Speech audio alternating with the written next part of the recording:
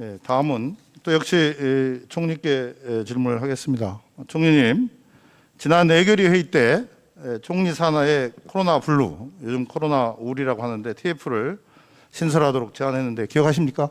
예, 기억합니다. 네, 코로나가 장기화되면서 이제 코로나 블루 현상은 전 국민이 크든 작든 누구나 지금 직간접으로 경험을 하고 있습니다. 교육부 장관님께 잠깐 여쭤보겠습니다. 네. 본 의원이 교육부로부터 제출받은 자료에 따르면 코로나 블루 관련 비대면 상담을 실시한 학생만 지금까지 총 2,132명에 달한다고 합니다. 최근 기사에 따르면 20대 중 70.9%가 코로나 블루를 겪고 있다고 응답했습니다. 교육부 장관님, 네. 이 대학생을 포함해서 이 초중고 학생들도 지금 코로나 블루에 시달리고 있다는데 그에 대해서 어떻게 생각하십니까?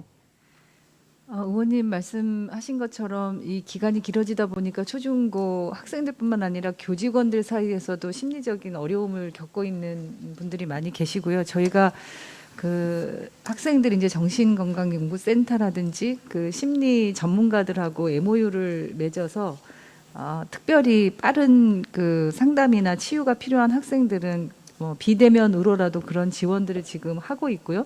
조금 더 그 범위를 확대하고자 노력하고 있습니다.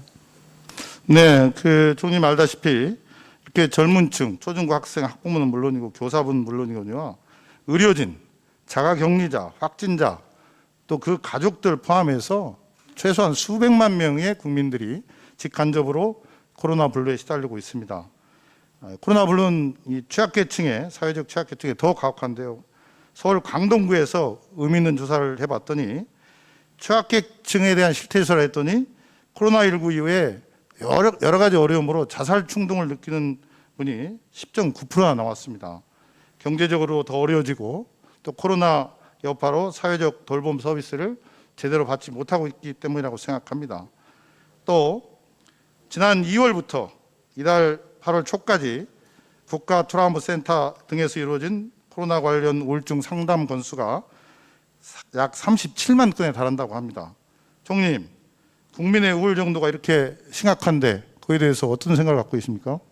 예, 나중에 그런 상황 때문에 이 병리적인 현상이 나타나기 전에 선제적으로 대응하고 예방을 해서 이 바람직하지 않은 상황이 나타나지 않도록 대처를 해야 된다고 생각합니다.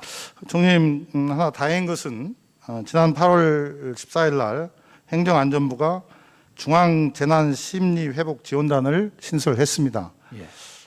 물론 의미 있는 일이긴 하지만 중앙재난심리회복지원단은 각 관련기관과 전문가의 협력 체계를 구축하는 회의 체계라고 저는 생각을 합니다.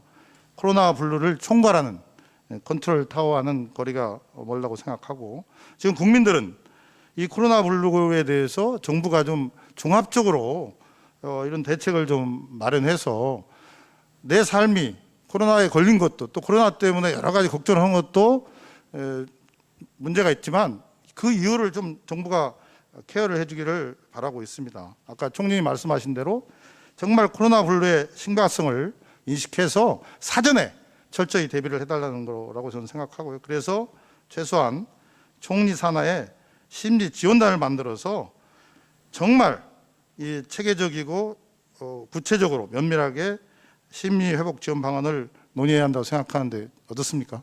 예, 현재 중앙사고수습본부 하에 코로나19 통합 심리 지원단이 설치되어 있습니다.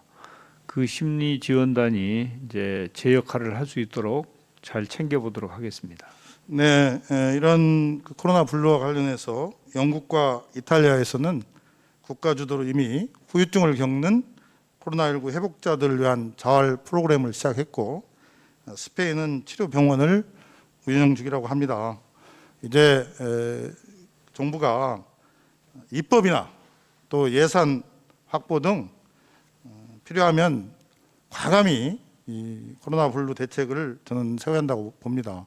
우리가 지금은 코로나 방역과 경제 회복이 중요하지만 그 기제에 흐르는 이 코로나 블루의 위험성과 국민들의 고충과 고민 이런 것들을 정말 우리가 K 방역에 성공했듯이 이 코로나 블루를 잘 대처해서 완성된 K 방역이 이루어져야 한다고 생각하는데, 형님 어떠십니까? 예, 공감합니다. 네.